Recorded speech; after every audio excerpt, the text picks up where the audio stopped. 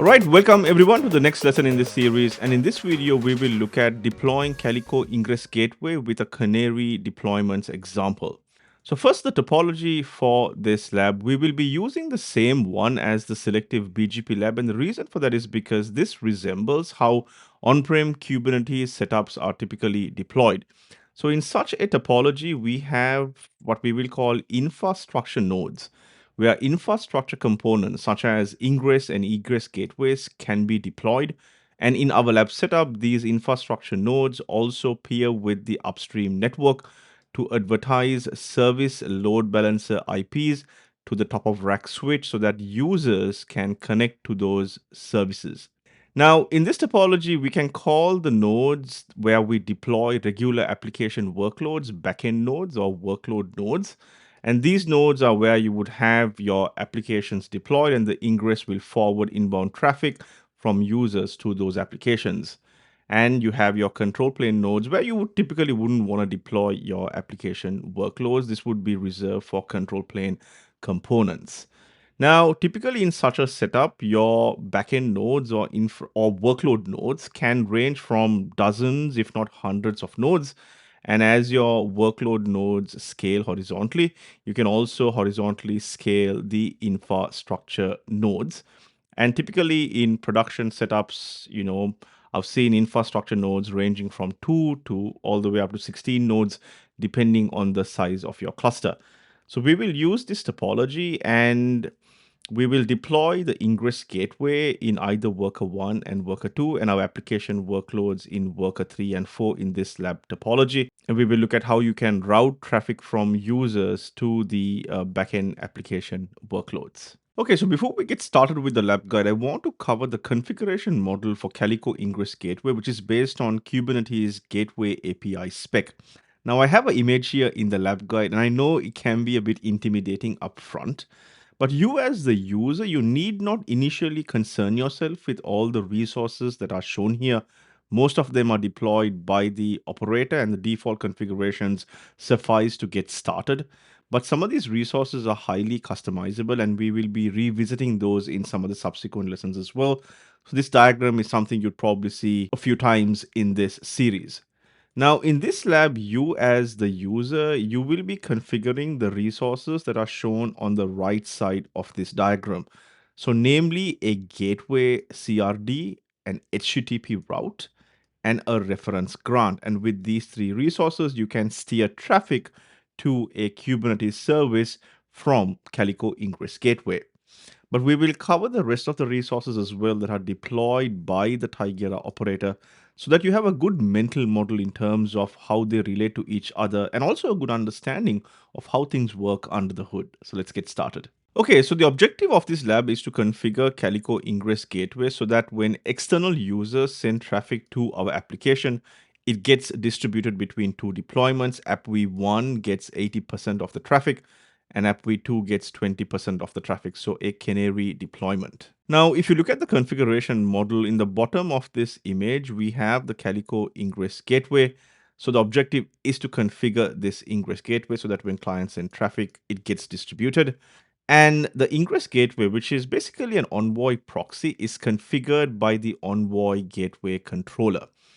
Now, the Envoy Gateway controller watches the resources, the Gateway API resources that you configure, and configures the Envoy proxies accordingly.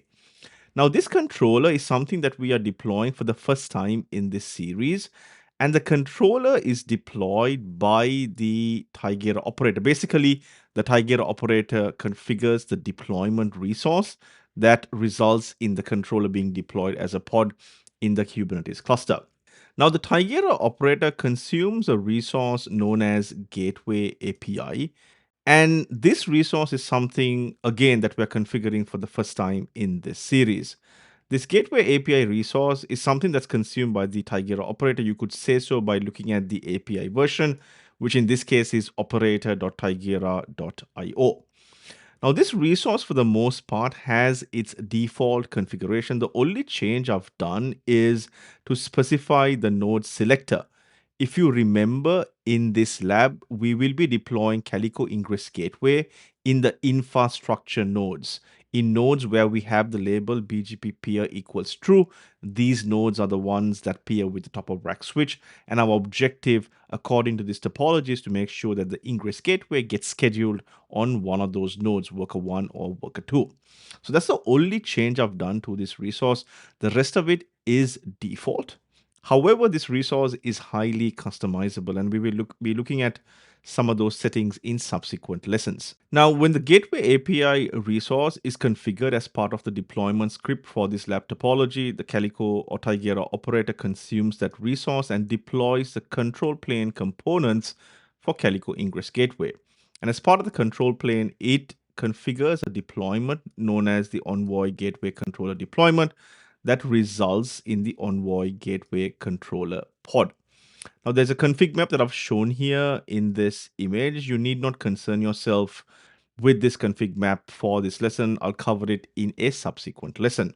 However, just bear in mind that this here on the left is the control plane for Calico Ingress Gateway. Okay, so now as part of the setup, the Tigera operator also deploys certain data plane resources, namely a gateway class resource and an Envoy proxy resource.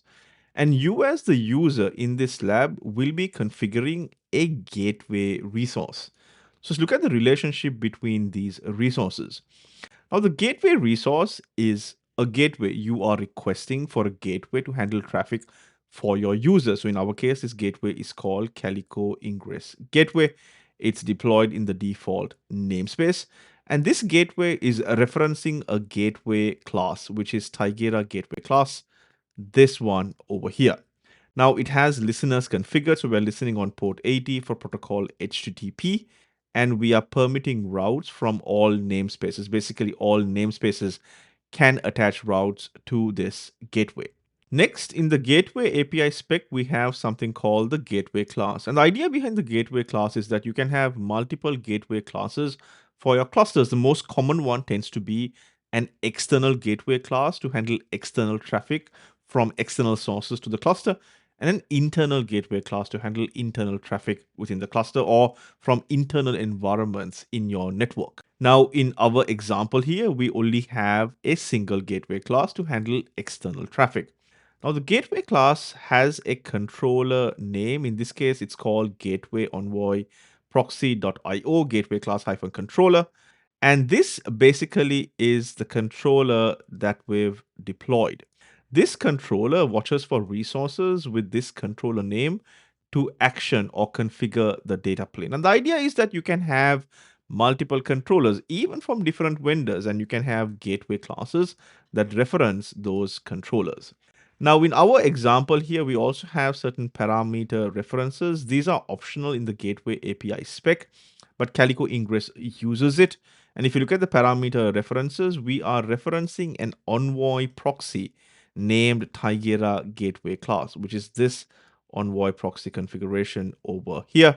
And the idea again is that you can have multiple Envoy proxy configurations. So let's assume that you have another gateway class to handle internal traffic. Maybe you have an Envoy proxy configuration where the node selectors are not the ones we've specified here, but maybe some other workload nodes, as an example, right?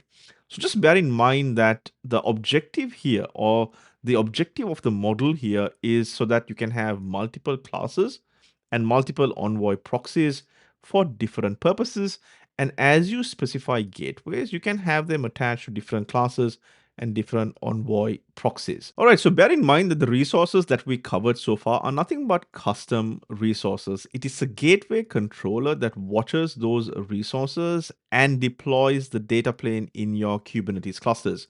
Now, the data plane is nothing but pods, just like your regular application pods. But in this case, they are Envoy proxies, and the gateway controller configures these proxies according to your desired specification so that your user traffic gets treated according to your requirements. Now, in this lab, you as the user will be configuring a gateway resource, an HTTP route, and a reference grant. The rest of the resources are deployed by the Tigera operator. We've already covered what the gateway CRD is. Next, let's look at the HTTP route. Now, the HTTP route in our example is named Canary Traffic Split. It resides in the default namespace, the same namespace as our gateway. And we have a host name here called app.demo.lab, and it references this gateway. So basically, this route attaches itself to this gateway. Remember, we can have multiple gateways and we can have routes attaching to different gateways. We have certain rules here. We have a path prefix. We are matching the root path and backend references to appv1 and appv2. Appv1 and 2 are deployed in the Ingress gateway demo namespace. We will be sending 80% of the traffic to appv1 and 20% of the traffic to appv2 on port 80 in both cases. Now, the HTTP route is defined in the default namespace. We've done that on purpose. And you might be wondering why the route is not defined in the Ingress demo namespace where the application resides in the Ingress gateway demo namespace. Now, we will cover this in a subsequent lesson, but the gateway API spec was designed for a distributed operating model. And in such a model, you can have your cluster operators, you can have application developers, you can have DevOps engineers with different responsibilities. And in this lab, we want to demonstrate the concept of a reference grant. So we've configured the HTTP route in a different namespace to that of the application namespace. In subsequent lessons, we will look at some of the more common patterns of deploying gateway APIs in your clusters. And that is mostly dependent on what your operational model is for your platforms. So next, the reference grant. Now, given that the route and the workloads are in different namespaces, you need something known as a reference grant. And the reference grant is basically a way of the app developers or the app owners giving or opting in to having a route for their applications, right? So this reference grant is called allow gateway to demo. So from this route in the default namespace. So from routes in the default namespace, they can send traffic to my services, right? So it's a way of you giving permission. Now, without the reference grant, a route in a different namespace will not be able to send traffic to your services. And this is also a security mechanism. You don't want users or other application owners configuring routes in a way that sends traffic to your workloads. Okay. So this we will configure in the lab. So hopefully this model was helpful. Let's get started with the lab guide. Okay, so I've gone ahead and run the deploy script in my environment and my lab is currently up and running. You can find this lab on folder 19, Calico-Ingress. So once the lab is up and running, you can export the kube config file, and let me clear my terminal here. And once done, you can do a kubectl get nodes -oy just to make sure your lab is up and running. In this case, we have a 5-node cluster as per the lab topology. Now, in this lab, we have, let's call the infrastructure nodes, and these nodes have this label bgp-peer equals true, very similar to the selective BGP lab topology. So we have worker, which is worker 1 and worker 2 with this label, and we are using this label to configure BGP peers from those nodes to the top of rack switch. So next, I'm going to exec into the Arista CEOS image for this lab. And if I do a show BGP summary, I can see two BGP neighbors, 1011 and 1012, which is basically the IP addresses of my worker 1 and worker 2. So these workers have already established BGP peering with the top of rack switch, and the lab folder has all the manifests that we've used to configure these peers. And if you want a refresher on how BGP works, you can look at the BGP labs in this series as well. Now, if I do a kubectl get gateway API, this is the gateway API resource that is consumed by the Tigera operator, if you remember the model that we discussed previously. And for the most part, this has default settings. The only change I've made is specify this node selector. So the idea here is that when we configure gateways and deploy Calico Ingress gateways, they get scheduled on nodes that have this selector. If you do a kubectl get gateway API class, gateway class rather, this is the class, and you can see the controller specified in this class. And the idea here is any gateway that attaches to this class will be serviced by this controller. And we looked at that in the previous image or diagram as well. All right, so let me clear my terminal. If I do a kubectl get pods dash in ingress demo. So this is the application namespace. Let me just, these pods are deployed in worker 3 and 4. So let me just get the pods without a dash or wide here so it fits my terminal. So we have 2 pods for V1 and 1 pod for V2. We will be sending the bulk of the traffic to V1 80% and 20% of the traffic to V2. So these are our application workloads in the Ingress Gateway demo namespace. And if I do a kubectl get services for those workloads, we have 2 services defined as well, 2 cluster IP services, and the HTTP route will be using these services as backend references. All right, so now we will be configuring the gateway resource. So this is the gateway. We need a gateway that attaches to this gateway class on port 80. So let me clear this and let's go ahead and apply that gateway manifest. All right, so that manifest was applied. And if you do a kubectl get gateway, you can see the resource applied about 4 seconds ago. And one thing to note is when you create that manifest, it also creates a service, a load balancer service, 172.16.0.240. If you need a refresher on load balancers, you can look at the lab for that in this series.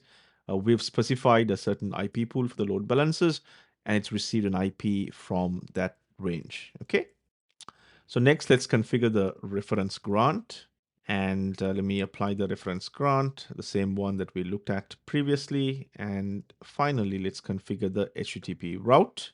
So with the reference grant in place, this route can reference services in our application namespace. So if you look at the HTTP route now, let me clear my screen so that we have some more space. The route is canary traffic split to app.demo.lab hostname, right?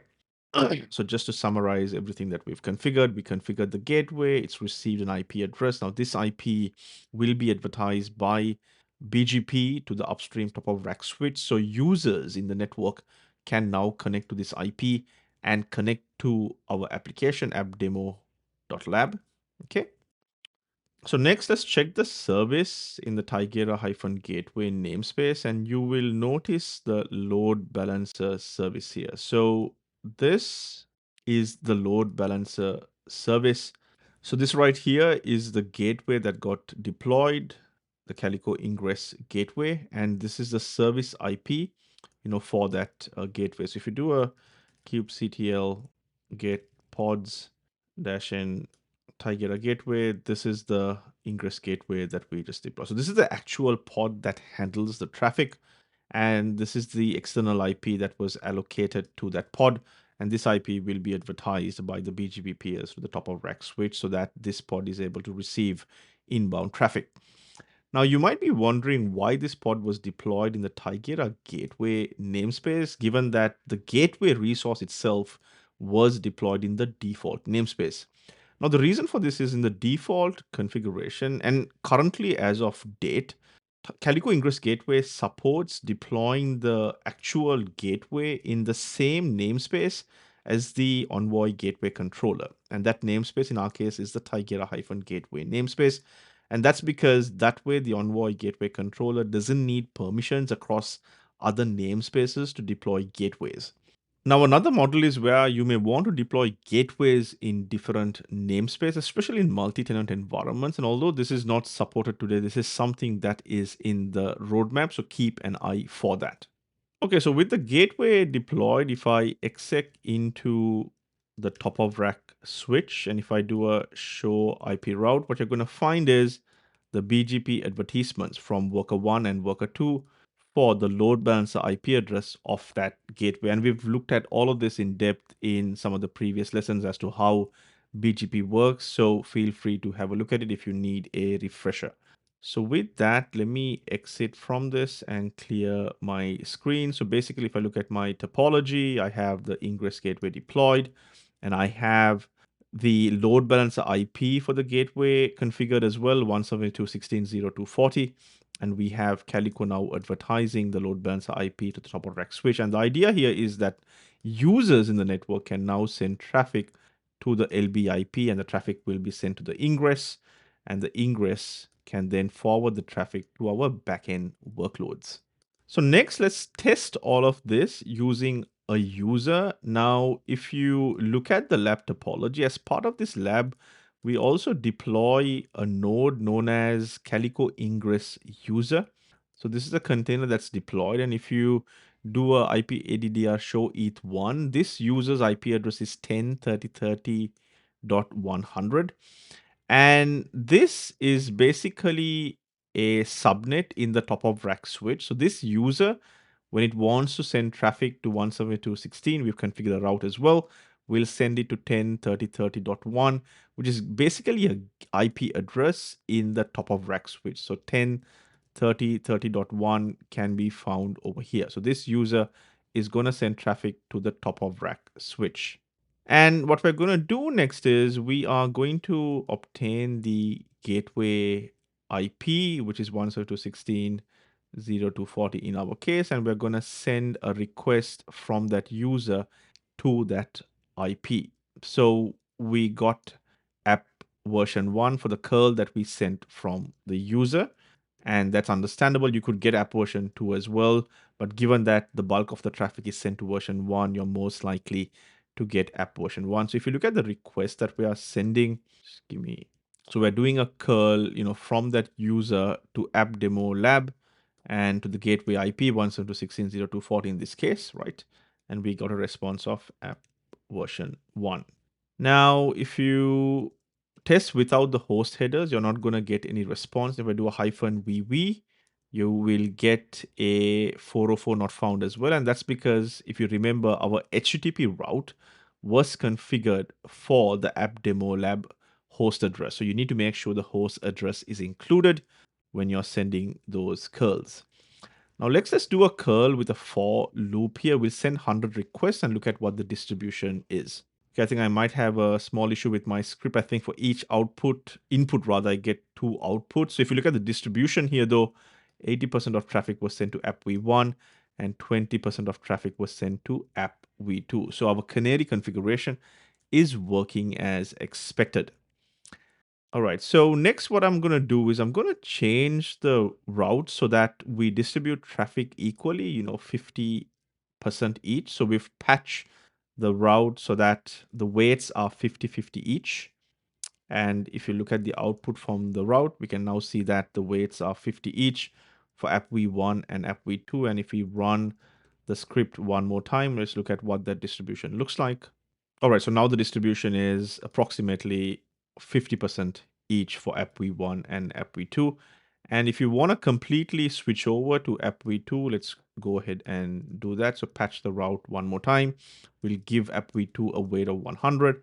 And if we run the script now, you only get responses from app v2, and you can roll back if necessary as well to app v1. And if you run the script again, you probably get responses only from app v1. All right. Alrighty, so that's it in terms of the lab. The lab itself is pretty straightforward. Like I said, when it comes to the resources that you as a user have to configure, it is straightforward, right? You configure the gateway, the HTTP route, and the reference grant.